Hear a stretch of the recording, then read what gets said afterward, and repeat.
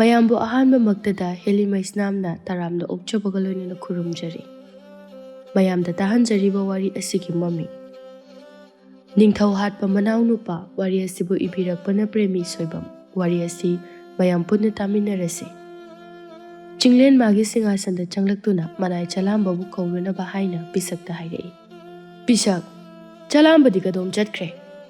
ꯑꯩꯒ꯭ꯌꯥ, ꯑꯁ꯭ꯋꯥꯏꯗ ꯂꯩꯕ ꯎꯔꯝꯒꯨꯝ ꯇꯧꯏ꯫ ꯃꯥꯕꯨ ꯑꯃꯨꯛꯇ ꯀꯧꯔꯨꯆꯣ꯫ ꯐꯅꯤ ꯑꯩꯒ꯭ꯌꯥ꯫ ꯆꯤꯡꯂꯦꯟ ꯃꯥꯒꯤ ꯅꯨꯄꯤ ꯁꯅꯔꯦꯝꯕꯤꯗ ꯑꯃꯨꯛ, ꯁꯅꯔꯦꯝꯕꯤ, ꯅꯪꯕꯨ ꯇꯥꯔꯕꯣ? ꯑꯩꯒ꯭ꯌꯥ, ꯂꯥꯎ ꯁꯤꯗ ꯋꯥ ꯑꯃꯇ ꯈꯟꯅꯁꯤ꯫ ꯁꯅꯔꯦꯝꯕꯤ ꯀꯔꯤ ꯍꯥꯏꯔꯛꯄ ꯍꯥꯏꯅ ꯉꯥꯏꯗꯨꯅ ꯂꯩ꯫ ꯆꯂꯥꯝꯕ ꯆꯪꯂꯛꯇꯨꯅ ꯅꯤꯡꯊꯧ ꯑꯃꯗ ꯎꯠꯐꯝ ꯊꯣꯛꯄ ꯕꯦꯕꯥꯔ ꯑꯗꯨ ꯎꯠꯂꯤ꯫ ꯆꯤꯡꯂꯦꯟꯅ, ꯌꯥꯔꯦ, ꯁꯤꯗ ꯐꯝꯃꯨ ꯂꯥꯎ, ꯋꯥ ꯑꯃ ꯇꯥꯟꯅꯁꯤ꯫ ꯆꯂꯥꯝꯕ ꯆꯪꯁꯤꯟꯗꯨꯅ ꯐꯝꯃꯤ꯫ ꯄꯤꯁꯛ ꯃꯥꯗꯤ ꯊꯣꯉꯥꯛꯄ ꯑꯣꯏꯕꯅ ꯂꯦꯞꯇꯨꯅ ꯑꯗꯨꯝ ꯂꯩ꯫ ꯆꯤꯡꯂꯦꯟ ꯄꯤꯁꯛꯇ ꯑꯃꯨꯛ, ꯄꯤꯁꯛ, ꯅꯪꯁꯨ ꯂꯥꯎꯅꯦ ꯁꯤꯗ ꯐꯝꯁꯤꯅꯦ꯫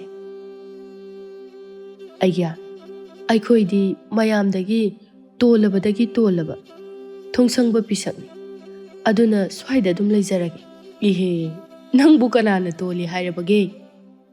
ꯑꯩꯒ꯭ꯌꯥ, ꯊꯕꯛꯅ ꯑꯗꯨꯝ ꯇꯥꯛꯄꯅꯤ, ꯑꯩꯕꯨ ꯅꯨꯡꯁꯤꯕꯤꯗꯦ ꯇꯣꯜꯂꯤ ꯇꯣꯟꯗꯦ ꯍꯥꯏꯕ꯫ ꯍꯩꯃꯥ, ꯀꯔꯤꯅꯣꯅꯦ ꯄꯤꯁꯛ ꯅꯪꯅ ꯍꯥꯏꯔꯤꯗꯨꯕꯣ? ꯃꯃꯩ ꯃꯀꯣꯛ ꯑꯃꯠꯇ ꯁꯝꯅꯗ꯭ꯔꯦ꯫ ꯑꯩꯒ꯭ꯌꯥ, ꯇꯨꯝꯗꯕ ꯃꯤ ꯍꯧꯗꯣꯛꯄ ꯂꯨꯏ ꯍꯥꯏꯕꯗꯨꯅꯤ꯫ ꯅꯤꯡꯊꯧꯅ ꯄꯤꯁꯛꯀꯤ ꯃꯔꯧ ꯊꯥꯡꯕ ꯋꯥꯉꯥꯡ ꯑꯗꯨ ꯀꯔꯤꯗꯒꯤ ꯍꯧꯔꯛꯈꯤꯕꯅꯣ ꯍꯥꯏꯕ ꯃꯥ ꯂꯥꯝꯕ ꯐꯪꯗꯦ꯫ ꯆꯂꯥꯝꯕ ꯃꯥꯅ ꯑꯣꯏꯅ ꯅꯣꯛꯇꯨꯅ, ꯑꯩꯒ꯭ꯌꯥ, ꯑꯩꯈꯣꯏ ꯇꯥꯗ ꯄꯤꯁꯛꯁꯦ ꯂꯨꯈꯣꯏꯗ ꯂꯧꯔꯣꯡꯕꯐꯝ ꯍꯥꯞꯈꯤꯕꯗꯒꯤ ꯋꯥꯔꯧꯅ ꯂꯩꯔꯤꯕꯅꯤ꯫ ꯏꯍꯦ, ꯑꯗꯨꯒꯤ ꯑꯣꯏꯔꯦ ꯅꯪꯅ ꯉꯁꯥꯏꯗꯒꯤ ꯀꯣꯠꯆꯤ ꯀꯣꯠꯇꯅ ꯉꯥꯡꯂꯤꯕꯗꯤ꯫ ꯑꯗꯨꯕꯨ ꯁꯦꯡꯅ ꯑꯗꯨꯝ ꯍꯥꯏꯌꯨ ꯌꯥꯗ꯭ꯔꯣ?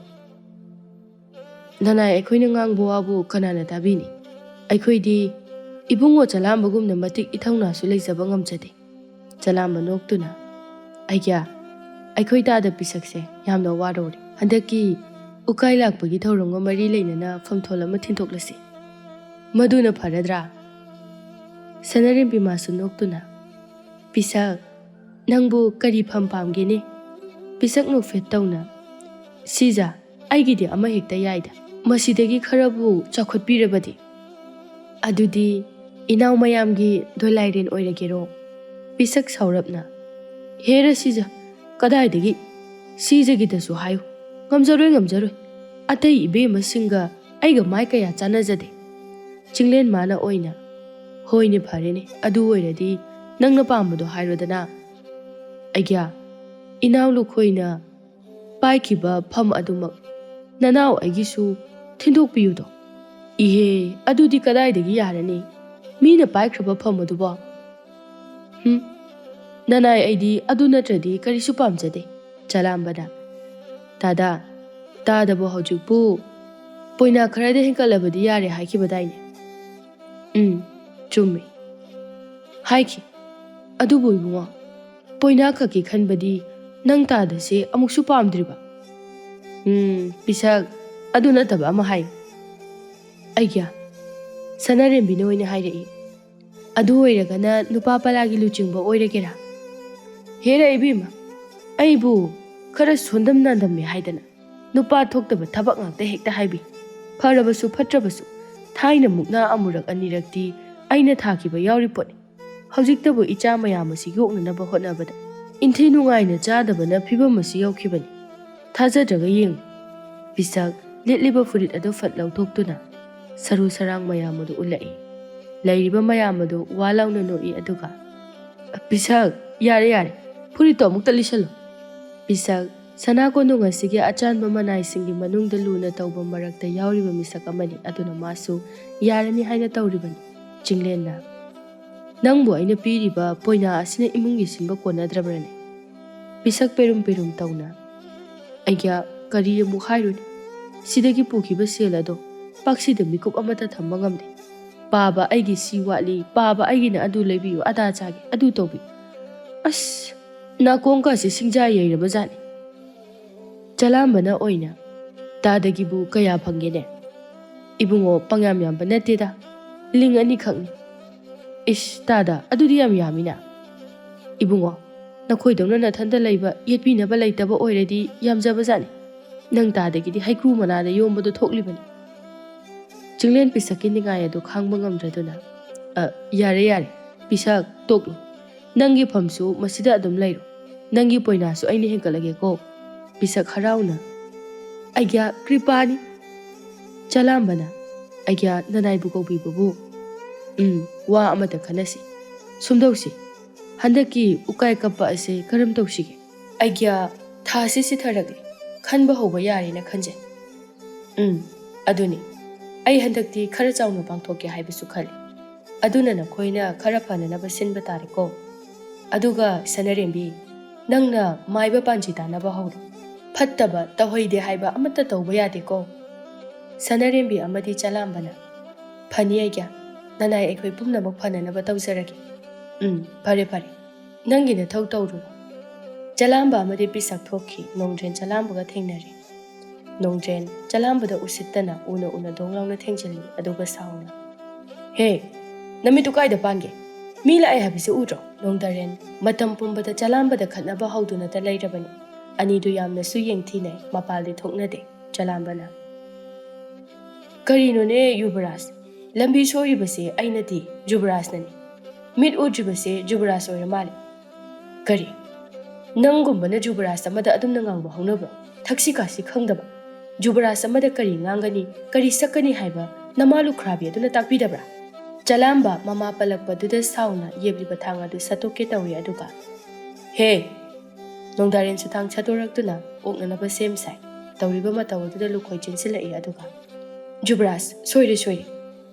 adumna tawba hawnade thangdo thangphomda mukta hanjinbiyo nongdaren sauna usit thawoidaba chalamba masu thangdo hapchinki lukhoi usitana chalamba da yengdaga jubras thakha naidaba midi paratam biba phai adubu matang chaba ngaisi pangtok toba yaba nate ningthauna yai haiduna haigatliba mangak ase ningthaugi mamangda tabu soidrabani asi haiduna lukhoi nongdarin bu puduna chatki chalamba sauna lehawi tawriba mayam adu pisak loina uribani pisak ani adu chatkhre khanglabada chalambagi manakta changsilai aduga ibungo mithinjai ani asina kari hairamlibana tada Jubras nongdaren se mga khara haigale marilamukta tengbudi phai chumi ma matoina raban madana te lukhoi haiba sisu magi sebo aina haibado chungkhraba mana pham hengkale kaina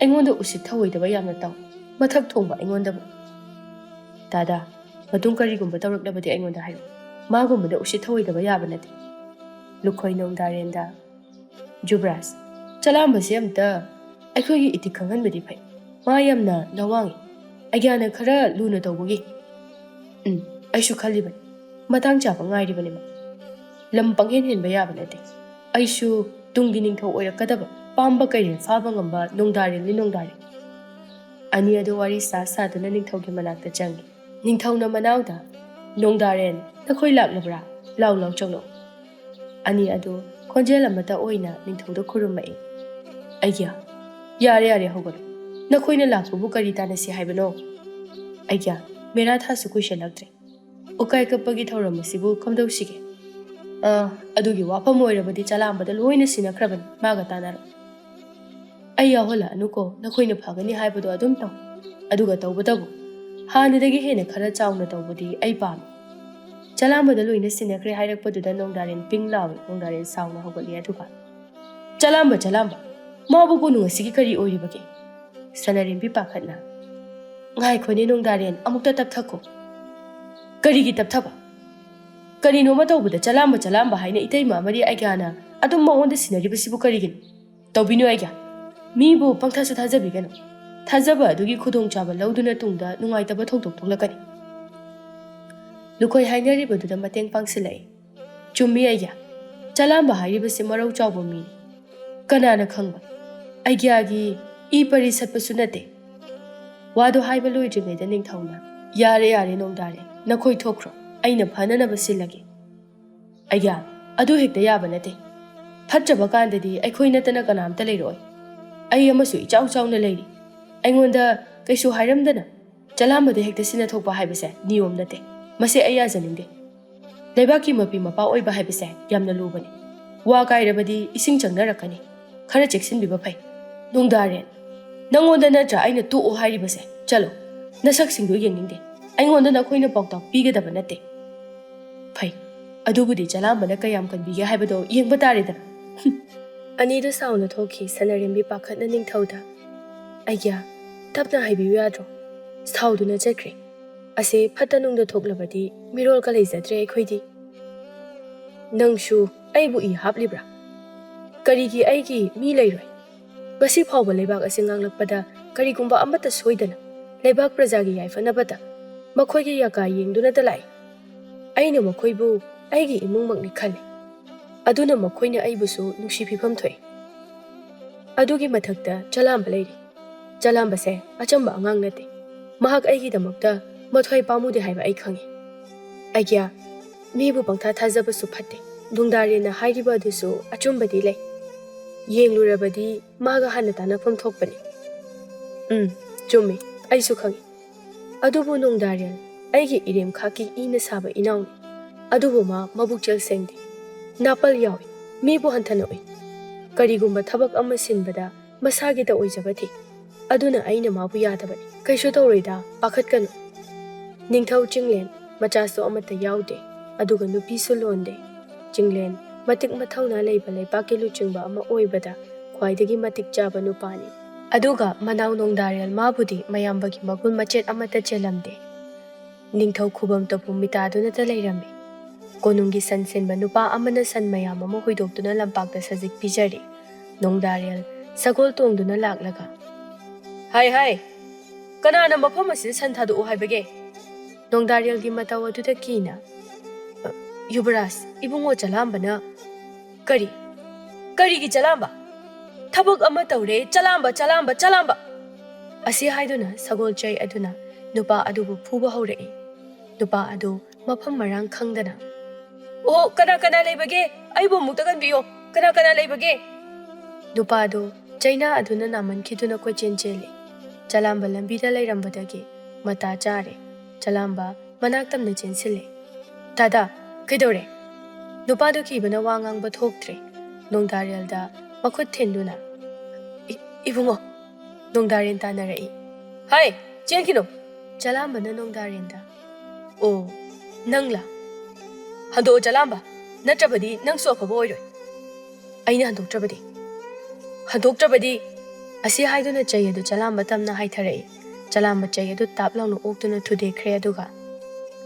Ashon bamida hanna akan basing base kaishu kana bapuroi asi haiduna nupa adu puduna chatkre lukhoi sagol adu ga chinsilai ibungo mina lakjahan kumsi nongdarin sauna kadai sagol adu piro nongdarin sagol adu thauduna chalamba butane chalamba sagol adu safukan na thomjilai chalamba sahumaduna ture chalamba laimai adu da gyan mangduna nga hakti ta aduna lai nupa adu pakhatna Chalamba, hogolo. Nongdarina lukhoida. Hai, lukhoi. Nupa se masasagan paiduna chinkhalo. Adugo fujilo. Aina masigi lukhrabi macha sigi mathwai loge. Lukhoi, nupa adugo phuba haurai. Khangbra. Hojikti kanana kanbigani nangbo. Nabungo su taaduna leire. Nupa adu phuba yaba phure. Lukhoina nongdarinda. Jubaras, fujilo. Madugi minai macha ado hato.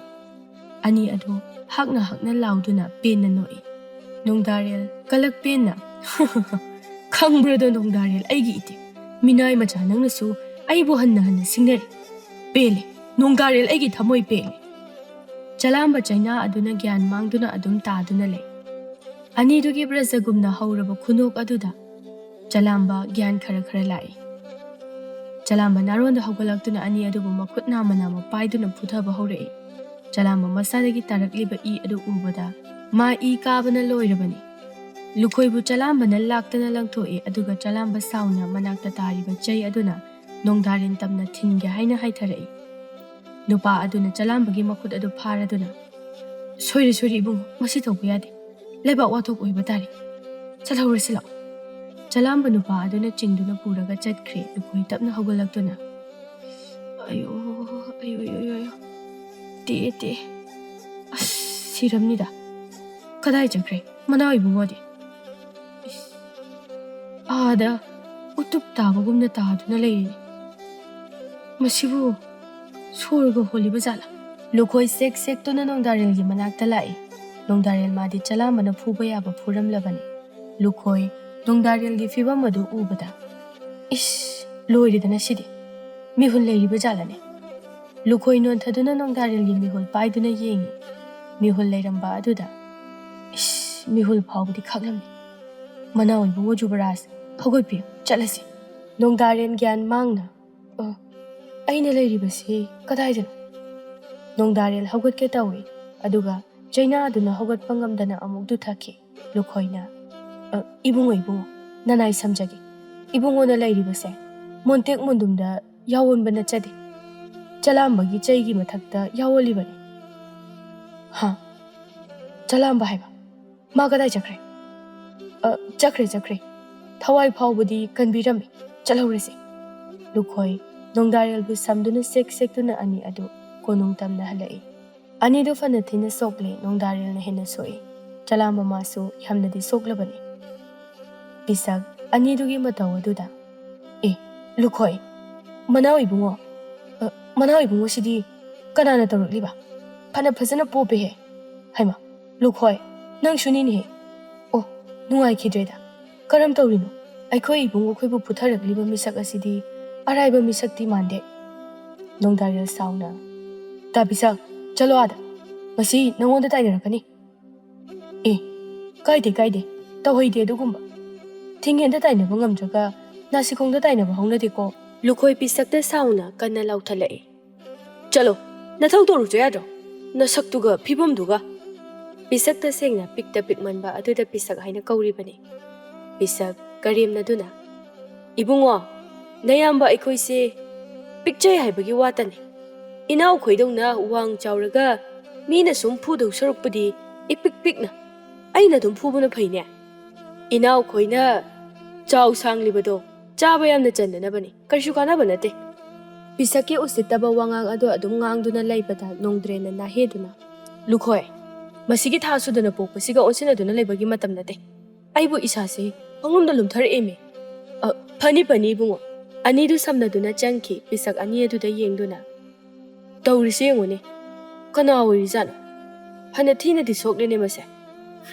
Mase. Aikhoi chalamba soiduna oirini. Ma natana laibak asida nongtren bu phubina ba kadamta laite. Sansenaba nupadu thuna ningthaugi manakta changki bisak nupadu uraduna. Karino mati soidana tawramlani. Sanlungba sigi khongthang asi yade. Bisak chensilli nupa adu ningthau aduda.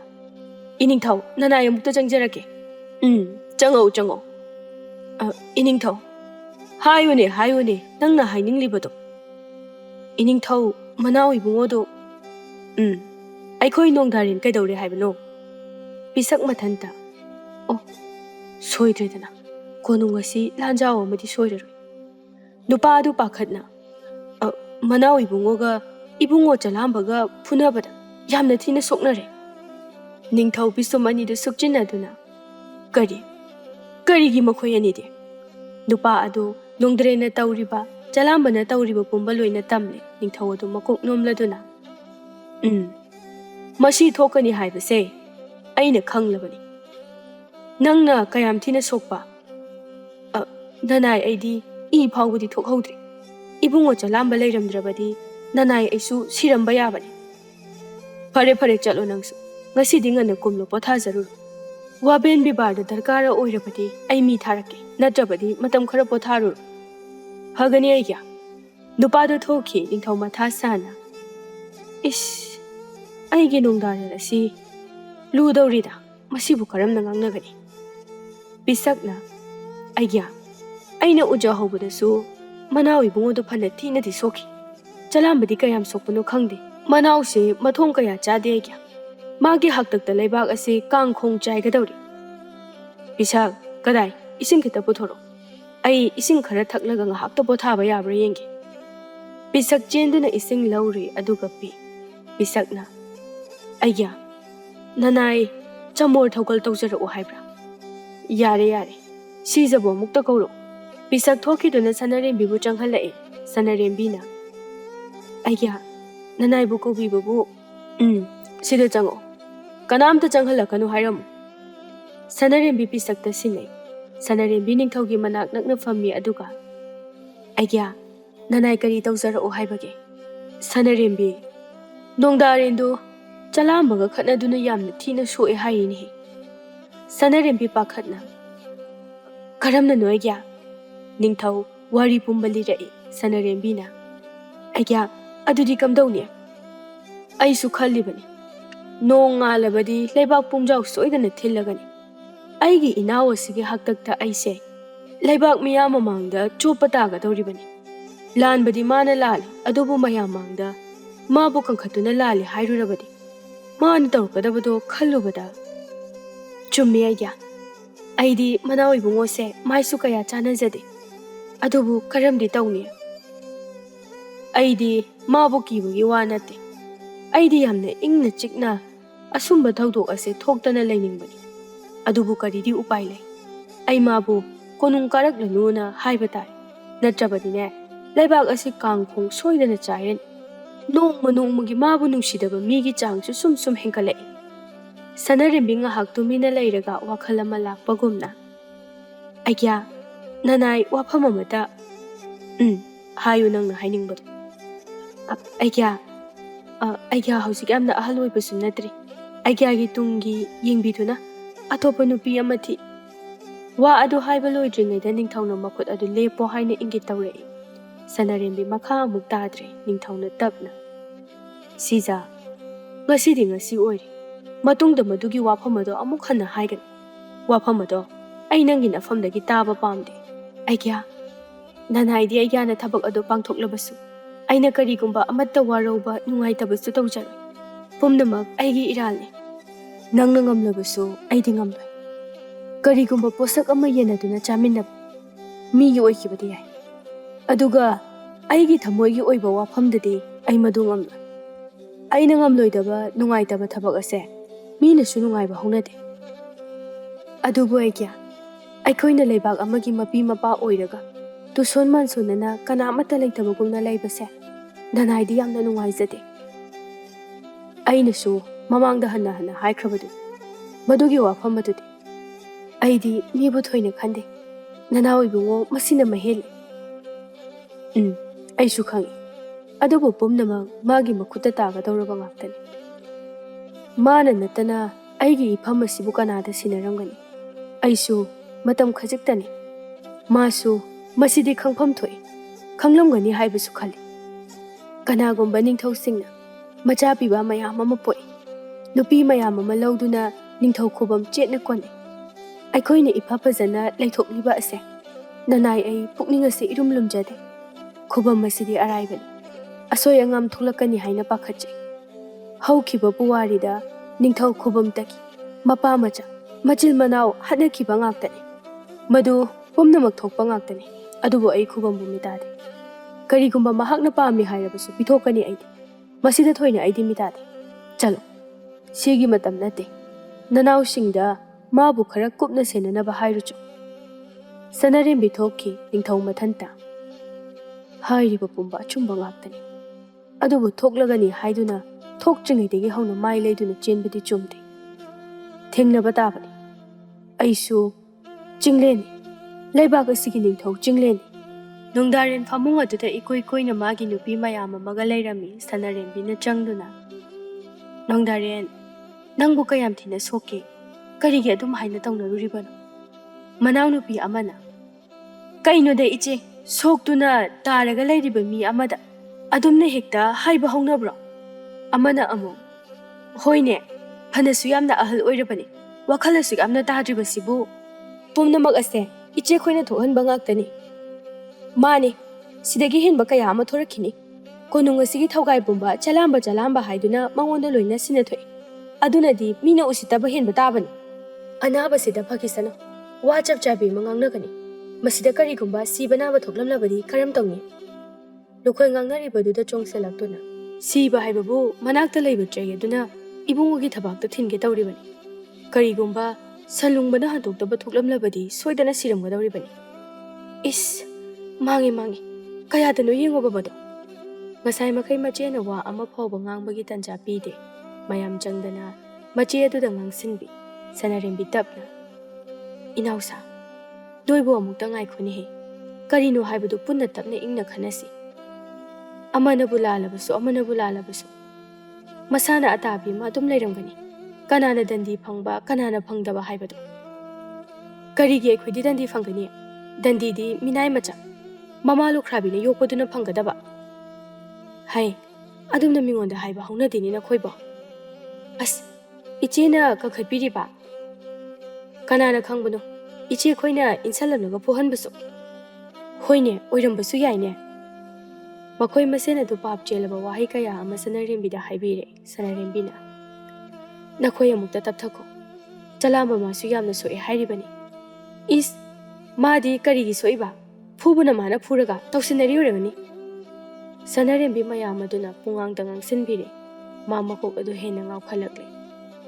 phare nongalaga tapna khanarasi iche chalage sanarembi thoklai mayam aduna o chalo kari mata lakpiganu sida sanarembi mahausana macha masu yaujadaba aduna mama tampumbada tonna dum leisai leimarembi ama oicharabasu masigi mathakta madi yamna ingjai tapchai mong hazade masigi asigumba mataw asida jinglena hena nusijabani nupi ama phawba thiba ngamdabani mayam aduna nongdangat kisana mama lukhrabi du phawba yauna masamado koko koina phoiraga sunu yangang taigadabani khang minai machado chegai cha sumarag aduda ihingna hingsana olhangeba mayamdo jalambada kari tawba haina watana duna hena fatalaw singtana duna laikre nonga labada wayal bichar tawnanabagi damakta pumna makau khalle nongdaremba amadi chalamba su sokna magi famfam langda famduna laire ningthawna tawriba asi kari maramgino haina mathang hangnare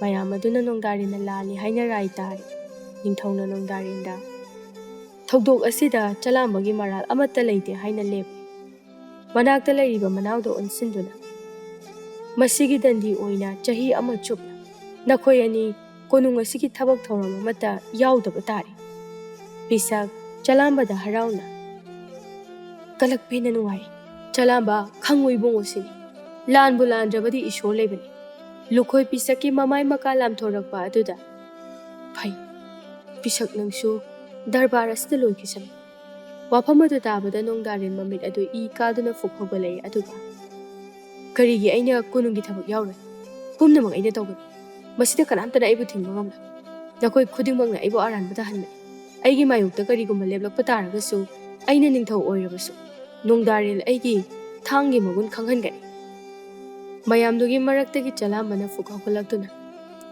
karigumba leibak ningthaugi tubum nama soklaba ngasigi telliba ahalaman mayam asina khangbo oisan chalamba aigi thangna ibu khaurangi haibasisu khangjaw mayamdo chalambagi wahai aduda khupak porok khoi ningthau chalamba magi wahai da mathoi penjai adubu makari fongde nongdaril sauna achacha matoinarana chalamba thauna fana leibak amagi leimaba amadi angama thauna tariba raida nachungdaba midi hui angawbu gumbani Ningthou amagi Manao Jubarasna hui angawbuga pangkhak oirakpase aikhoi khwagi laibak thibani kari nangumana aibu hui angawbuga praman tawba nongdaren chalamba tamna chongsinkre anido mikup aduda kanna namnarakle amana su hende karigumba darbar oiramdrabadi yamna nungaiba kumhai ama oiramgadabani mayam changduna ani adubu khamtokne nongdarin sauna fai aina kari tawrakpage haibado nakhoi pumba namit thitna yeng nongdarel aigi itik ithawna chinglenna lebak asingak chaba ngambani haujikti ai yawdrabada ningthau khubam kayam kuina chatpage haibado yengjo nongdarel sauna chatki chinglengi wahai aduda achacha nongdarel nangmangna shu adumna haira jalamba ningthaudo khurumduna iningthau leima babu pukning leitabi kari su tawba ngamla chalamba aina konungda lairingaida khubam madi thambu thamko ining thaudu mitna phawba kanna yengba yar chingu khoyum mana khangsan maduga nanai aigi thawai ase thadokpasu karisu chingnaba leijade jinglendo mamit ira chenduna makhongda tuduna lairiba chalamba bu chingkhatli aduga pele chalamba nangi wahai tabada ai pungpen pele aina kanabu sukiba leite Numit asidagi machil manao anigi marakta mayi chatpa haukhre. Nongdarel masu ningthaugi yathangdagi konung kadana leire. Mera thasu yawraktuna ukai kappa kumhaigi. Leibak miyamsu khoiren masa paibagumna painari. Makhe langnari magi haizaba utkani haina. Khud thektuna ngainari. Kanagumba pakhang leisa singsu masa masagi fijet leiteng adubu. Miyam mamangda aina heli haiduna utlagi khanduna lainakre. Jalamba amadi pisak masa masagi mathau loiraduna konung kumlai. Lukoya amadi nongdarin so numidang wairamgi nungsit chaba thorai. Pisakna ani dubu ubada. Ibungo. Adeshibu manao ibungo hoi natrane. Jalamba munne yengi aduga. Mani dada. Ish. Thainagadaba tankreda. Halaurasi. Kaishu taurida. Tumina dum chase. Karigumba horaklabasu yariba makai khungumsi. Hayeng dangai. Kumbai hogadaba. Ningthou matha sahani. Ani da tumin jatki. Nongdare na lukpaiba. Dada. Ada laklibasi chalambaga. Piyoi shudaba pisaka natra. Mani bungo. Masidi hekta putharasi. Kachana sida hoidaraba. Ai taugi. Nongdare. Ani do tamna changsili. Lukhoi inaduna. Ibungo. Ai di yahon birano. Ai ningongse haujuk phauba. Nong mangbada ham lai. Nongdare. Ani do ki mangda lepsinduna. Hoi. Minai macha. Ngasidi. Minai ki thabak kayam yamna tawrale. Nabungo duna sil campirage. Asi haiduna noi. Amuksu. Minai webisi. Wabrani na khoiba. Bisak matik mapachadaba nupa amagi mihola didi hunbana makhut ado kanna tasili. Jalama madu khangaduna bisaki makhut phaduna chatke taw. Dongdarel na amukasu. Aina hanglibase nakhoi ani dana tro. Nana do bangabo khumdrido. Nana kong adu segaina balausalo haibro. Bisakna. Aikhoidagi hena thabak handaba. Ningthauna dandi pikhiba miga onsinaduna wangangnadi. Aikhoigi lambi thado. Ani do chatke tawi nongdarel amukasi sauna. Ngaiko. Nangna haibadu kanada. Ha. Kanada no. Kanada oini nakhoi ani da. Nongdarel makhut achauba aduna pisakpu thinge tawi. Bisakki duna chalamagi maningda chensilai. Ibungo. Jalama nga sai makai wangang dum leirambani. Nongdarel gi makhut adu phaduna. Mafam silambini. Angaubu sasan thadogum nati. Hayeng dengai. Lebaki kumhai. Masida ayat apan tho aningde. Karigumba nangna nupa thoklabadi. Kumhai asi loiraga pangal changeng nasi. Ngasigi thado. Asi hayam laga nongdarel gi makhut adu leithiklam laga chatkre. Nongdarel makhut adu khanduna. Ayo. As. Lukhoi changsilaktuna. Ibungo. Amuksu phuram labra. Ngasina kayam thina soe. Jalamba. Nang para amadi soidana tapiba phayena. Chumi. Manao ibungo jubaras. Ngallikan sidama yade haiba makhangan badi phai. Mana tapna konung asibu khudum chansilai. Phai. Nongdarin egi itik khanghangi. Ningthou khubam tha asigi manungda aina soidana mungani. Mungadabani Manao ibungo gi bu kari wali. Aikhoi asuk amna leisidi. Aina ningthou oirabadi. Nangbu aina laknaba yarabadi. Matam maduda kanana nangbu kanbige haina yengi. Masina taba aigi lambi leite. Lau jasi. Nongdaren kumhai loibaga magi lalon chatharage haina lepkhre. Nongdaren mana khubam buhanadagi hauna mitaduna silakliban. Mapa chaba haibadu thokre. Leibak pumjau thinna kumhai kayaga loinana ukai kappagi thoramsu pangthokne. Ningthou chinglen magi singasanda famduna le. Leibaki amaiba ama changlai amaibadu ubada ningthouna. Ipu changbiro. Amaiba ningthouda iningthou. Asi haiduna khurumi. Ipu somda phambi. Amaiba magi maphamda famduna le. Ningthou matha sana tapna. Thauramgi mayek sengna nasuda tambi. Amaiba nungaitana. Iningthou kari haigadabunu khangdi. Adubu aigi tawpham thokpa ithau amadi soifadraba thabak ase. Tamduna iningthoubu mit nakong singna leiba chumi haina khanjai. Aduna tamjarage. Iningthou kumsidi imu laimu tai ningthau khubam chete hairi amaiba aduna ukai kapada phattaba khudong thiba nanggadaba khudam chandam phangba adu ningthauda amata chithadana tamlai maharani nungsa thina ipu amaiba adudi kamdawni kari azapuza tawgadagi aidi othokna nungsa thikreda ningthau bisakta onsinduna bisak leibak miyamdi wafamase khangkrabra iningthau ayambadi khanglamlagani adubu yumda leiba ason ana kharadi adum chitharangadaba mali fari adudi kangla pungjau thenduna leibak miyam khanghal kari upai lai taibang se mamagi khudol maharani na amu ipo nasudam tatakpi kari dauraga hairiba se phagadabagi maharani gi mabuk ninglang mama tawaduda ningthauna tapna nangbo mukta ngai ko kari tawbagi aikhoy mukta khanakisi asumna langlaga kari kanaba purakadagi amaiba aduna maharani da chummi bema lai marembi adubu kari di tawruni akhoi su tawphom thokpadi kari no tawba taba leibak ningthauna mabuk ning waraga prajana nungaiba haunade handakti aikhoy sem saduna leiba tai aduga tawba yaba khurumba yaba laisu khurumduna ngakpa yaba su ngak thokse ado ngasigi oinadi firal amada yumgi piba masingi maira amuktang kathokpiyu hai maibadu nungaitana makha amata taramdana thokki chalambaga maibaga amuk thengnari chalamba yamna kapningna ipo leibak miyamna hainariba sibu chummi bungo chalamba ipo adudi kamthobiba tari iningthogadi unabirurabra thoklakpada ngairiba asini karidi tawni haibaki mapu magi nongtam yengba taba aikhoisu ipuna ngamba tawba tabani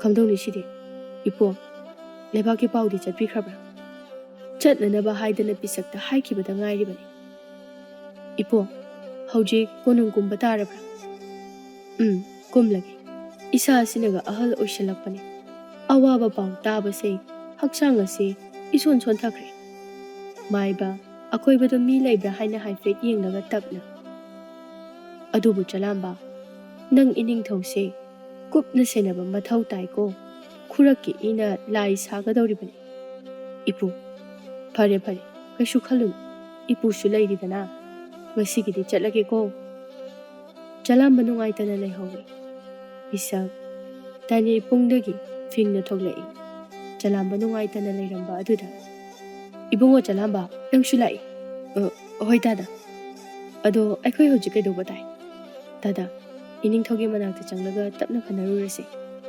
mayam punna changi konungi pau puba nupa aduna sagol tongduna leirak khulak chattuna laurai tau khangdabasu khanghauro tadabasu tahawro kumsi kumdi afaba khudam changdam kaya phangde aduna ngasi yumthong khudingi piba masingi maira amadi firal ka thokpi tau lokoi lauribadu taraduna manaoibungo lauribasibu sana konungi pau natrane nongdarel manadu thangkatuna tai hoini lokoi chalo nupa ase mafam sida puro lokoi chen kiduna nupa adubu nongdarengi manak tamna pusilai lokoina manaoibungo sida leizai nangna lauribadu karino sana konungda kari tawi pumnamak mayek sengna tam natrabadi aigi thangi mayana matam pumbada itabu khawrangi haibase nang kawu nupaduna kina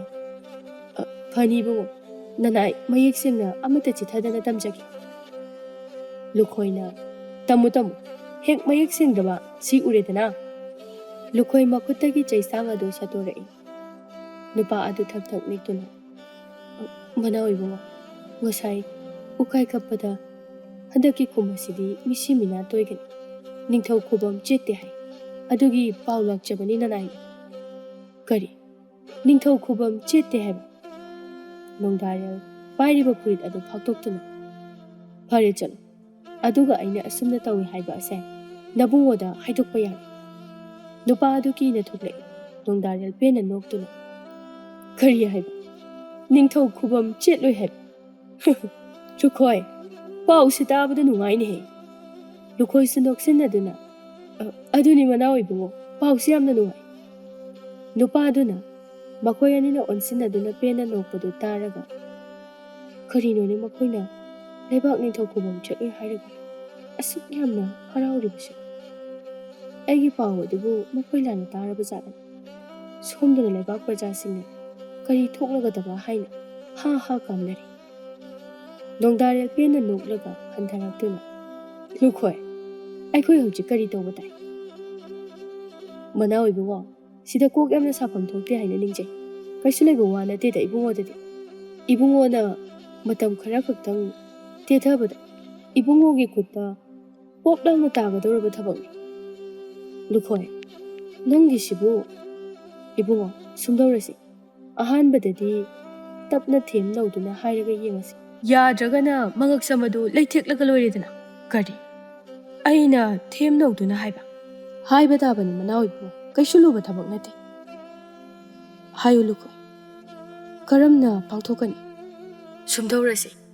Mi kana amata khanghandana iningthouda phamadu sinabiru hairasi. Masida karigumba yaraklabadi phari. Yaraktaba thoklagana ibungoda khubamna hena lubra. Natragana nayambana hena nusibra haibado khanbiru. Madu chumi. Adubu ibungo.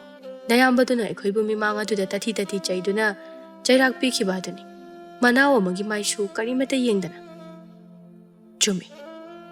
Aibuna miyama manga duda kayada thina chairakhiba. Aduga minai macha adubuna karisu haikidabani. Anido lalong pumba sinba loikre.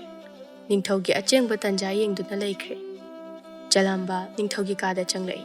Ningthou amadi lai marembi wakhal nungaitana lai Jalamba lakpada. Changau. Jalamba ningthoudo khurumi. Iningthou kari nungaitaba laibano. Nungshuk nungchandana lairamliba sibo. Nanaida takbiyudo. Jalamba ukai kappa numit adugi. Fal aduna wakhalase. Laitaba ngamdaduna lairine aibo. As adugibo. Iningthou hainakiba matamsu phana kuiri. Masigi mathaktasu ipu maibana aja puja mayam ama tawkhrabasidi. Laibak praja miyamsu ipuna haiba khuding. Yumthong amata ji thadana thauninari. Ningthoubu yaifanabagi damakta. Madu tawe haibabu. Aigi pukning ase. Irum lumo haiba yadini nangbo. Iningthou kaisu thidokpa khanbiganu. Aikoi asuk yamna lairisidi. Sanarembi tapna. Adubu Jalamba. Aikoi gidi nang natana kana sulaiba nate. Aduna nang hadak jahi sidi sida dum lairu. Yumda halagan. Adumapu maharani yumdasu ima aswamidu khakta laibani. Sanarembi no fet tauna. Adugibu nangna wariba. Ima su mafam asida laijasana. Punna lairaga loiredana. Phagani mafam ase. Imada haudoktuna khanazaragi. Ningthoudo maithong makalam thorai aduga. Phare. Nakhogi waduna aigidi nahak natana kana amata laite Jalamba. Nangnasu aigi thajabase manghalloi haina khali. Iningthou mamangdasu haijakiba aduni. Nanai iningthou semba yawjar. Ningthou senba yawjagani haina nanaibu thajabi. Iningthougi damakta nanai aigi thawai asi phauba pamujade. Asi haiduna Jalamba ningthougi makhong sokna khurami. Pele Jalamba. Ningthou aigi thamoi ase pungpen. Haugun. Tungi punsida namai pakpa oijau ko Ningthou Jalamba bu chingkhatpi. Jalambana. Iningthou. Adudi ngasidi nanayumda kumjarurage. Numit afaba mayenglaga imabu supuraklage. Jalamba Ningthougi ayaba lawduna chatkre bisak thongjina aduda uiduna lairami. Jalambana bisakta. Dada. Bisak uiduna adum lai. Jalamba bisaki masa paiduna. Da bisak khangpre khangna. Ha, kanano? Kadai chenkre? Bisak ay lairingaida. Bisak makhutagi jaya tuga akoy badu ko yengi. Jalamba matawa tuda nokningba maphaure haidorakliba wa aduga. Dihe aduga yamna chanadre Jalamba noktuna. Nungairi he ta bisak nang sisu. Hayo. Kanana kari tawraino? Nang ta bisakta hayuni. Ay lairisidi. Jalamba noktuna. Ho kana su kaisu tawdiye sidam tabhamu. ꯆꯂꯥꯝꯕ ꯄꯤꯁꯛꯄꯨ ꯃꯥꯒꯤ ꯐꯝꯐꯝꯗ ꯐꯝꯍꯜꯂꯤ ꯑꯗꯨꯒ ꯑꯣ ꯑꯩꯗꯣ ꯀꯣꯅꯨꯡꯁꯤꯗꯅꯦ ꯑꯗꯨꯝ ꯂꯩꯔꯒꯅꯤ ꯍꯥꯏꯕ ꯍꯥ ꯑꯋꯣꯏꯕꯔꯅꯦ ꯑꯋꯣꯏꯕꯅꯦ ꯇꯥꯗ ꯑꯩꯈꯣꯏꯒꯤ ꯏꯅꯤꯡꯊꯧꯁꯦ ꯃꯕꯨꯛꯅꯤꯡ ꯏꯅꯨꯡ ꯅꯨꯡꯉꯥꯏꯇ꯭ꯔꯕ ꯃꯥꯜꯂꯤ ꯄꯤꯁꯛ ꯅꯨꯡꯉꯥꯏꯇꯅ ꯏꯅꯤꯡꯊꯧꯗ ꯅꯠꯇꯦꯗ ꯑꯗꯨꯗꯤ ꯑꯩꯁꯨꯅꯦ ꯃꯐꯝꯁꯤꯗ ꯂꯩꯕꯁꯦ ꯊꯋꯥꯏꯁꯦ ꯅꯤꯛ ꯅꯤꯛ ꯂꯥꯎꯏ ꯀꯔꯤ ꯇꯧꯔꯛꯀꯗꯕꯅꯣꯗ ꯈꯟꯕꯗ ꯀꯩꯁꯨ ꯇꯧꯔꯣꯏꯗ ꯅꯈꯣꯏꯅ ꯄꯥꯈꯟꯗ ꯈꯟꯖꯤꯜꯂꯤ ꯐꯔꯦ ꯑꯩ ꯀꯨꯝꯃꯒꯦ ꯊꯦꯡꯉꯦ ꯑꯩꯁꯨ ꯊꯨꯅ ꯂꯥꯛꯅꯕ ꯇꯧꯔꯒꯦ ꯐꯔꯦ ꯐꯔꯦ ꯆꯠꯂꯨꯔꯣ ꯆꯂꯥꯝꯕ ꯆꯠꯈꯤ ꯄꯤꯁꯛꯅ ꯑꯁ ꯐꯔꯦꯗ ꯁꯤ ꯑꯣꯏꯔꯗꯤ ꯑꯩꯁꯨ ꯈꯔ ꯄꯣꯊꯥꯔꯅꯤ ꯑꯅꯤꯗꯨꯅ ꯁꯥꯟꯅꯔꯤꯕ ꯋꯥꯗꯨ ꯅꯣꯡꯗ꯭ꯔꯦꯟꯒꯤ ꯃꯅꯥꯏ ꯑꯃꯅ ꯂꯣꯟꯅ ꯇꯥꯔꯤ ꯃꯅꯥꯏ ꯑꯗꯨꯅ ꯅꯣꯡꯗ꯭ꯔꯦꯟ ꯇꯝꯅ ꯆꯦꯜꯂꯛꯏ ꯁꯣꯔ ꯊꯕꯦꯠ ꯊꯕꯦꯠ ꯍꯣꯜꯂꯗꯨꯅ ꯃꯅꯥꯎ ꯏꯕꯨꯡꯉꯣ ꯃꯅꯥꯎ ꯏꯕꯨꯡꯉꯣ ꯅꯣꯡꯗꯥꯔꯦꯟ ꯉꯛꯅ ꯍꯥꯏ ꯀꯩꯗꯧꯔꯦ ꯃꯅꯥꯎ ꯏꯕꯨꯡꯉꯣ ꯅꯨꯄꯥ ꯑꯗꯨ ꯀꯟꯅ ꯆꯦꯜꯂꯛꯄꯒꯤ ꯋꯥꯗꯨ ꯇꯝꯕ ꯉꯝꯗ꯭ꯔꯦ ꯂꯨꯈꯣꯏꯅ ꯍꯥꯏ ꯅꯪꯅ ꯍꯥꯏꯒꯗꯕꯗꯨ ꯀꯩꯅꯣ ꯁꯦꯡꯅ ꯍꯥꯏꯌꯨꯅꯦ ꯃꯅꯥꯎ ꯏꯕꯨꯡꯉꯣ ꯍꯥꯏꯗꯅ ꯑꯗꯨꯝ ꯂꯩꯔꯤꯗꯨꯕꯨ ꯈꯨꯄꯥꯛꯁꯤꯅ ꯄꯤꯔꯛꯑꯣ ꯍꯥꯏꯕ꯭ꯔꯣ ꯍꯥꯏꯖꯗꯦ ꯅꯅꯥꯏ ꯍꯥꯏꯖꯔꯒꯦ ꯅꯨꯄꯥ ꯑꯗꯨꯅ ꯋꯥꯔꯤ ꯄꯨꯝꯕ ꯂꯣꯏꯅ ꯂꯤꯔꯛꯏ ꯅꯣꯡꯗꯥꯔꯦꯟ ꯁꯥꯎꯅ ꯀꯔꯤ ꯆꯂꯥꯝꯕꯅ ꯀꯣꯅꯨꯡꯗ ꯂꯩꯒꯗꯧꯔꯕ ꯂꯨꯈꯣꯏ ꯃꯥꯁꯨ ꯃꯩ ꯌꯥꯡꯂꯛꯏ ꯏꯕꯨꯡꯉꯣ ꯑꯗꯨꯗꯤ ꯊꯕꯛ ꯑꯁꯤ ꯊꯤꯟꯊꯕ ꯌꯥꯗ꯭ꯔꯦꯅ ꯍꯣꯔꯦꯟ ꯀꯅꯥꯝꯇ ꯂꯩꯅꯗ꯭ꯔꯕ ꯇꯨꯝꯅ ꯍꯤꯞꯅꯈ꯭ꯔꯕ ꯃꯇꯝ ꯑꯗꯨ ꯉꯥꯏꯕ ꯇꯥꯕꯅꯤ ꯅꯣꯡꯗꯥꯔꯦꯜ ꯊꯥꯡ ꯑꯗꯨ ꯁꯠꯇꯣꯛꯇꯨꯅ ꯅꯣꯡꯗꯥꯔꯦꯜ ꯑꯩꯒꯤ ꯏꯇꯕꯨ ꯈꯧꯔꯥꯡꯂꯤꯕ ꯊꯥꯡ ꯑꯁꯦ ꯈꯧꯕꯨꯝ ꯊꯟꯅ ꯁꯣꯏꯗꯅ ꯄꯤꯊꯛꯀꯅꯤ ꯅꯣꯡꯗꯥꯔꯦꯜꯒꯤ ꯀꯥꯡꯕꯨꯅ ꯅꯨꯃꯤꯠ ꯇꯥꯕ ꯍꯥꯏꯅ ꯂꯥꯂꯣꯡꯁꯤꯟꯗꯨꯅ ꯉꯥꯏꯗꯨꯅ ꯂꯩꯈ꯭ꯔꯦ ꯑꯊꯦꯡꯕ ꯑꯍꯤꯡ ꯑꯗꯨꯗ ꯇꯞꯅ ꯆꯪꯂꯛꯏ ꯆꯤꯡꯂꯦꯟ ꯅꯤꯡꯉꯥꯏꯗꯅ ꯇꯨꯝꯗꯨꯅ ꯂꯩ ꯅꯣꯡꯗꯥꯔꯦꯜ ꯃꯥꯒꯤ ꯀꯥꯗ ꯇꯞꯅ ꯆꯪꯂꯛꯏ ꯅꯤꯡꯊꯧ ꯃꯤꯅꯤꯟ ꯇꯥꯕꯗ ꯐꯤꯡꯅ ꯍꯧꯒꯠꯇꯨꯅ ꯀꯅꯥꯅꯣ ꯅꯈꯣꯏ ꯀꯅꯥꯅꯣ ꯅꯣꯡꯗꯥꯔꯦꯜ ꯃꯌꯥꯝꯕꯒꯤ ꯃꯈꯣꯡ ꯃꯈꯨꯠ ꯑꯗꯨ ꯊꯨꯅ ꯄꯨꯟꯁꯤꯜꯂꯤ ꯑꯗꯨꯒ ꯂꯥꯡꯒꯅꯨ ꯂꯥꯡꯗꯅ ꯇꯨꯃꯤꯟꯅ ꯂꯩꯕ ꯑꯁꯤꯅ ꯅꯪꯒꯤ ꯑꯐꯕ ꯑꯣꯏꯒꯅꯤ ꯆꯤꯡꯂꯦꯟ ꯅꯣꯡꯗꯥꯔꯦꯜꯅ ꯃꯃꯥꯏ ꯃꯄꯤꯠ ꯂꯣꯏꯅ ꯀꯨꯞꯁꯟꯗꯨꯅ ꯂꯥꯛꯄ ꯑꯗꯨꯗ ꯃꯥ ꯂꯥꯛꯂꯤꯕ ꯃꯤꯁꯤꯡ ꯑꯁꯤ ꯀꯅꯥꯅꯣ ꯍꯥꯏꯕ ꯈꯪꯗ꯭ꯔꯦ ꯆꯤꯡꯂꯦꯟꯅ ꯑꯃꯨꯛꯀꯁꯨ ꯅꯈꯣꯏ ꯀꯅꯥꯅꯣ ꯀꯔꯤ ꯃꯔꯝꯒꯤꯗꯃꯛꯇ ꯃꯐꯝ ꯑꯁꯤꯗ ꯂꯥꯛꯄꯅꯣ ꯅꯣꯡꯗꯥꯔꯦꯜ ꯇꯞꯅ ꯅꯤꯡꯊꯧ ꯁꯤꯡꯍꯥꯁꯟ ꯑꯗꯨꯕꯨ ꯂꯧꯒꯦ ꯍꯥꯏꯅ ꯂꯥꯛꯄꯅꯤ ꯍꯥꯏ ꯅꯪ ꯄꯤꯒꯦ ꯍꯥꯏꯕ꯭ꯔꯥ ꯄꯤꯔꯣꯏ ꯍꯥꯏꯕ꯭ꯔꯥ ꯅꯈꯣꯏ ꯀꯅꯥꯅꯣ ꯀꯔꯤꯒꯤ ꯑꯩꯒꯤ ꯁꯤꯡꯍꯥꯁꯟ ꯑꯁꯤ ꯄꯤꯒꯗꯧꯔꯤꯕ ꯑꯩꯅ ꯂꯩꯔꯤꯕ ꯃꯈꯩ ꯑꯩꯒꯤ ꯁꯤꯡꯍꯥꯁꯟ ꯁꯨꯛꯊꯥ ꯊꯥꯗꯣꯛꯂꯣꯏ ꯍꯥꯏꯔꯛꯂꯤꯕ ꯋꯥꯗꯨ ꯇꯥꯕꯗ ꯅꯣꯡꯗꯥꯔꯦꯜ ꯃꯩ ꯍꯧꯕ ꯃꯈꯩ ꯁꯥꯎꯔꯦ ꯅꯣꯡꯗꯥꯔꯦꯜꯅ ꯂꯨꯈꯣꯏꯗ ꯅꯈꯣꯏ ꯀꯅꯥ ꯂꯩ ꯃꯁꯤ ꯐꯨꯖꯜꯂꯨ ꯃꯌꯥꯝ ꯆꯪꯗꯨꯅ ꯆꯤꯡꯂꯦꯟꯕꯨ ꯐꯨꯏ ꯆꯤꯡꯂꯦꯟ ꯆꯩꯅꯥ ꯃꯔꯛ ꯑꯗꯨꯗ ꯑꯃꯨꯛꯀꯁꯨ ꯍꯥꯏꯌꯣ ꯅꯈꯣꯏ ꯀꯅꯥ ꯑꯩꯉꯣꯟꯗ ꯁꯦꯡꯅ ꯍꯥꯏꯌꯨ ꯁꯤꯡꯍꯥꯁꯟ ꯑꯁꯤꯕꯨ ꯄꯤꯔꯕꯁꯨ ꯑꯩꯒꯤ ꯆꯤꯡꯅꯕ ꯑꯁꯤꯗꯤ ꯀꯣꯛꯍꯜꯂꯨ ꯅꯣꯡꯗꯥꯔꯦꯜ ꯅꯣꯛꯇꯨꯅ ꯀꯔꯤ ꯄꯤꯒꯦ ꯍꯥꯏꯕ ꯅꯣꯡꯗꯥꯔꯦꯜ ꯄꯦꯟꯅ ꯅꯣꯛꯇꯨꯅ ꯃꯥꯏꯈꯨꯝ ꯑꯗꯨꯕꯨ ꯍꯥꯡꯗꯣꯔꯛꯏ ꯑꯗꯨꯒ ꯎꯔꯕ꯭ꯔꯥ ꯈꯪꯂꯕ꯭ꯔꯥ ꯑꯩꯕꯨ ꯍꯧꯖꯤꯛ ꯆꯤꯡꯂꯦꯟ ꯉꯛꯅ ꯀꯔꯤ ꯅꯣꯡꯗꯥꯔꯦꯜ ꯅꯪꯃꯛꯅꯁꯨ ꯑꯩꯅꯦ ꯈꯨꯕꯝ ꯑꯁꯤꯒꯤꯗꯃꯛ ꯍꯥꯏꯌꯣ ꯈꯨꯕꯝ ꯑꯁꯤ ꯑꯩꯉꯣꯟꯗ ꯁꯤꯟꯅꯒꯗ꯭ꯔꯥ ꯆꯤꯡꯂꯦꯟ ꯅꯣꯛꯇꯨꯅ ꯀꯔꯤꯒꯤ ꯁꯤꯟꯅꯕ ꯍꯥꯏꯕꯤꯒꯦ ꯇꯥꯖꯧ ꯑꯩꯅ ꯂꯩꯔꯤꯕ ꯃꯈꯩ ꯃꯗꯣ ꯑꯣꯏꯊꯣꯛꯇꯕꯅꯤ ꯅꯣꯡꯗꯥꯔꯦꯜ ꯁꯥꯎꯅ ꯆꯪꯁꯤꯟꯗꯨꯅ ꯃꯌꯥꯝꯕꯨ ꯐꯨꯏ ꯃꯌꯥꯝ ꯆꯪꯗꯨꯅ ꯃꯈꯣꯜ ꯑꯗꯨꯗ ꯁꯅꯔꯦꯝꯕꯤ ꯃꯁꯝ ꯃꯅꯥ ꯏꯐꯥ ꯐꯥꯅ ꯆꯦꯟꯊꯣꯔꯛꯏ ꯑꯗꯨꯒ ꯀꯅꯥ ꯇꯧꯔꯤꯕꯁꯤꯗꯤ ꯀꯔꯤꯅꯣ ꯑꯩꯌꯥ ꯃꯥꯡꯂꯦꯗꯅ ꯑꯩꯗꯤ ꯁꯅꯔꯦꯝꯕꯤ ꯇꯥꯗꯨꯅ ꯂꯩꯕ ꯆꯤꯡꯂꯦꯟꯒꯤ ꯃꯅꯥꯛꯇ ꯆꯪꯁꯤꯟꯗꯨꯅ ꯀꯞꯂꯤ ꯅꯣꯡꯗꯥꯔꯦꯜꯅ ꯅꯈꯣꯏ ꯀꯔꯤ ꯌꯦꯡꯗꯨꯅ ꯂꯩ ꯅꯨꯄꯤ ꯑꯁꯦ ꯃꯁꯝ ꯐꯣꯏꯗꯨꯅ ꯆꯤꯡꯊꯣꯔꯛꯎ ꯅꯠꯇꯦ ꯏꯇꯩꯃꯒꯤ ꯏꯕꯨꯡꯉꯣ ꯅꯣꯡꯗꯥꯔꯦꯜ ꯀꯩꯅꯣ ꯅꯪꯅ ꯇꯧꯔꯤꯁꯤꯕꯣ ꯑꯩꯅ ꯇꯧꯔꯤꯕꯁꯦ ꯈꯨꯕꯝ ꯑꯁꯦ ꯑꯩꯉꯣꯟꯗ ꯁꯤꯟꯅꯧ ꯍꯥꯏꯕ ꯌꯥꯗꯕꯒꯤ ꯊꯣꯔꯛꯄ ꯉꯥꯛꯇꯅꯤ ꯍꯥꯏꯌꯣ ꯍꯧꯖꯤꯛꯁꯨ ꯃꯇꯝ ꯂꯩ ꯈꯨꯕꯝ ꯑꯁꯦ ꯑꯩꯉꯣꯟꯗ ꯁꯤꯟꯅꯧ ꯀꯔꯤ ꯅꯤꯡꯊꯧ ꯈꯨꯕꯝ ꯍꯥꯏꯕ ꯈꯨꯕꯝ ꯍꯥꯏꯕ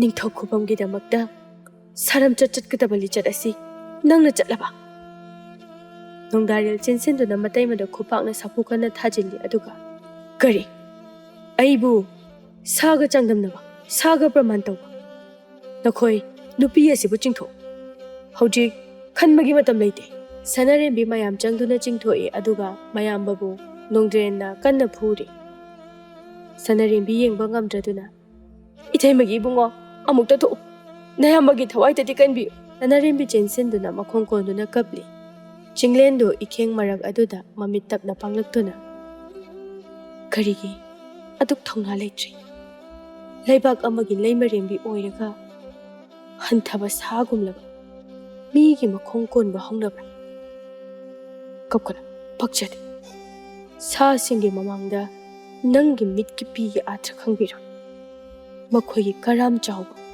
ꯃꯤꯅꯨꯡꯁꯤ ꯈꯪꯗꯕ ꯎꯃꯪꯗ ꯂꯩꯒꯗꯕ ꯁꯥ ꯉꯥꯛꯇꯅꯤ ꯅꯣꯡꯗꯥꯔꯦꯜ ꯃꯌꯥꯝꯕꯒꯤ ꯃꯅꯥꯛꯇ ꯃꯃꯤꯠ ꯑꯗꯨ ꯏ ꯀꯥꯅ ꯆꯪꯁꯤꯜꯂꯒ ꯁꯥꯐꯨ ꯀꯟꯅ ꯀꯥꯎꯁꯤꯜꯂꯦ ꯆꯤꯡꯂꯦꯟꯒꯤ ꯃꯉꯛꯁꯝ ꯑꯗꯨ ꯄꯥꯏꯗꯨꯅ ꯍꯥꯏꯌꯣ ꯁꯤꯡꯍꯥꯁꯟ ꯊꯥꯗꯣꯛꯀꯦ ꯍꯥꯏꯕ꯭ꯔꯥ ꯅꯠꯇ꯭ꯔꯒ ꯊꯋꯥꯏ ꯀꯟꯖꯅꯕ ꯑꯩꯒꯤ ꯏꯐꯝꯗ ꯆꯪꯖꯒꯦ ꯍꯥꯏꯕ꯭ꯔꯥ ꯆꯤꯡꯂꯦꯟ ꯅꯣꯡꯗꯥꯔꯦꯜꯒꯤ ꯃꯈꯨꯠ ꯑꯗꯨ ꯀꯟꯊꯣꯛꯂꯒ ꯃꯇꯤꯟ ꯁꯤꯠꯆꯤꯜꯂꯤ ꯑꯗꯨꯒ ꯍꯥꯏꯔꯛꯏ ꯅꯣꯟꯖꯕ ꯍꯥꯏꯖꯕ ꯍꯩꯔꯝꯂꯕꯗꯤ ꯍꯥꯏꯔꯝꯒꯅꯤ ꯑꯩꯅꯁꯨ ꯑꯗꯨꯕꯨ ꯂꯦꯡꯗꯕꯅꯤ ꯑꯩꯗꯤ ꯑꯔꯪꯕ ꯑꯇꯤꯌꯥꯒꯤ ꯊꯋꯥꯟ ꯃꯤꯆꯥꯛꯀꯨꯝꯅ ꯂꯦꯡꯗꯕ ꯍꯣꯡꯗꯕꯒꯨꯝ ꯑꯇꯤꯌꯥ ꯑꯀꯣꯏꯕ ꯂꯩꯔꯤꯕ ꯑꯇꯩ ꯀꯌꯥ ꯃꯁꯤꯡ ꯊꯤꯉꯝꯗ꯭ꯔꯕ ꯊꯋꯥꯟ ꯃꯤꯆꯥꯛꯁꯤꯡꯅ ꯃꯩꯒꯨꯝꯅ ꯆꯥꯛꯏ ꯃꯈꯣꯏ ꯄꯨꯝꯅꯃꯛ ꯂꯪꯅ ꯉꯥꯜꯂꯤ ꯄꯨꯝꯅꯃꯛ ꯑꯗꯨꯕꯨ ꯄꯨꯝꯅꯃꯛꯀꯤ ꯃꯔꯛꯇ ꯂꯦꯡꯗ꯭ꯔꯕ ꯑꯇꯤꯌꯥ ꯂꯩ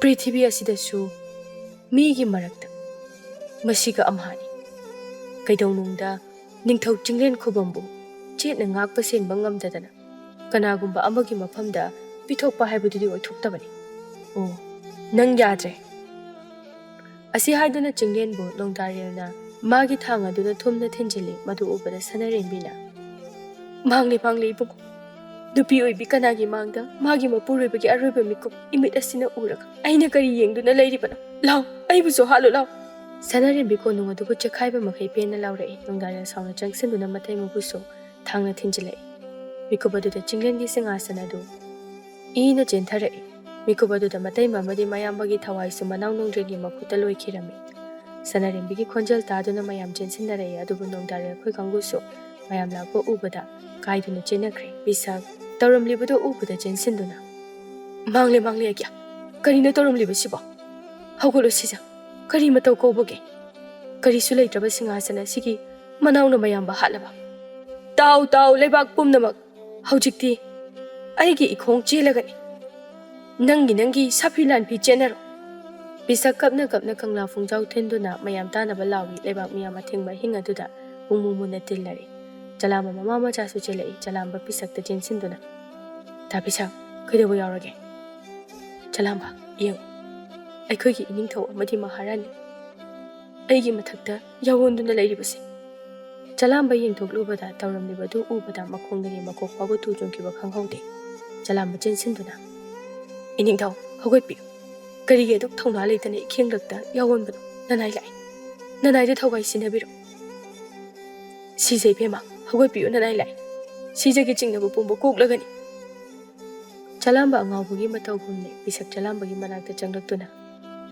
ꯏꯕꯨꯡꯉꯣ ꯆꯂꯥꯝꯕ ꯁꯤꯒꯤ ꯃꯇꯝ ꯅꯠꯇꯦ ꯆꯠꯂꯣ ꯃꯤꯔꯝ ꯆꯠꯇ꯭ꯔꯕ ꯅꯤꯡꯊꯧ ꯈꯨꯕꯝꯇꯕꯨ ꯃꯤꯇꯥꯕ ꯃꯅꯥꯎꯕꯨ ꯃꯉꯛꯁꯝ ꯑꯗꯨ ꯀꯛꯇꯨꯅ ꯄꯨꯔꯛꯎ ꯑꯗꯨꯒ ꯏꯅꯤꯡꯊꯧ ꯃꯥꯒꯤ ꯊꯃꯣꯏꯅ ꯑꯄꯦꯟꯕ ꯑꯣꯏꯔꯒꯅꯤ ꯆꯂꯥꯝꯕ ꯀꯞꯂꯝꯕꯗꯨ ꯐꯨꯛ ꯍꯧꯒꯠꯂꯤ ꯆꯂꯥꯝꯕ ꯆꯦꯟꯊꯔꯛꯂꯤꯕ ꯃꯤꯠꯀꯤ ꯄꯤꯔꯥ ꯑꯗꯨ ꯏ ꯑꯣꯏꯅ ꯆꯦꯟꯊꯔꯛꯏ ꯑꯗꯨꯒ ꯁꯥꯎꯅ ꯆꯠꯈꯤ ꯂꯩꯕꯥꯛ ꯃꯤꯌꯥꯝ ꯇꯧꯔꯤꯕꯗꯨ ꯀꯤꯕꯅ ꯊꯛ ꯊꯛ ꯅꯤꯡꯅꯩ ꯁꯣꯔ ꯐꯥꯎꯕ ꯀꯟꯅ ꯍꯣꯠꯅꯗ꯭ꯔꯤ ꯉꯥꯏꯍꯥꯛꯀꯤ ꯃꯅꯨꯡꯗ ꯆꯂꯥꯝꯕ ꯅꯣꯡꯗ꯭ꯔꯦꯟꯒꯤ ꯏꯍꯤꯡ ꯅꯥꯍꯤꯡ ꯁꯥꯗꯨꯅ ꯊꯤꯅ ꯁꯣꯛꯂꯕ ꯃꯁꯥ ꯑꯗꯨ ꯆꯤꯡꯗꯨꯅ ꯄꯨꯊꯣꯔꯛꯏ ꯃꯤꯀꯨꯞ ꯐꯥꯗꯦ ꯆꯂꯥꯝꯕ ꯅꯣꯡꯗ꯭ꯔꯦꯟꯕꯨ ꯃꯌꯥꯝꯕꯒꯤ ꯃꯅꯥꯛ ꯇꯝꯅ ꯂꯥꯛꯇꯅ ꯏꯟꯁꯤꯜꯂꯤ ꯑꯗꯨꯒ ꯍꯥꯏꯌꯣ ꯃꯈꯣꯡ ꯄꯥꯏꯗꯨꯅ ꯍꯥꯏꯌꯣ ꯅꯪꯅ ꯇꯧꯖꯈꯤꯕ ꯄꯨꯝꯅꯃꯛ ꯉꯥꯛꯄꯤꯌꯨ ꯍꯥꯏꯅ ꯃꯕꯨꯡꯒꯤ ꯃꯐꯝꯗ ꯍꯥꯏꯖꯧ ꯅꯣꯡꯗ꯭ꯔꯦꯟ ꯀꯤꯕꯅ ꯆꯂꯥꯝꯕꯅ ꯍꯥꯏꯕꯗꯨ ꯇꯧꯏ ꯆꯂꯥꯝꯕ ꯁꯥꯎꯅ ꯃꯤꯔꯝ ꯆꯠꯇꯕ ꯅꯪꯗꯤ ꯍꯤꯡꯂꯨꯕꯒꯤ ꯀꯥꯟꯅꯗꯦ ꯃꯤꯔꯛ ꯑꯁꯤꯗ ꯅꯪꯒꯨꯝꯅ ꯂꯝꯗꯝꯅꯔꯛꯀꯅꯤ ꯑꯁꯤ ꯍꯥꯏꯗꯨꯅ ꯅꯣꯡꯗ꯭ꯔꯦꯟꯒꯤ ꯊꯃꯣꯏ ꯊꯨꯝꯅ ꯊꯥꯡ ꯑꯗꯨ ꯊꯤꯟꯖꯤꯜꯂꯛꯏ ꯅꯣꯡꯗ꯭ꯔꯦꯟ ꯃꯌꯥꯝꯕꯒꯤ ꯃꯊꯛꯇ ꯊꯋꯥꯏ ꯌꯥꯎꯗꯅ ꯇꯥꯁꯤꯜꯂꯤ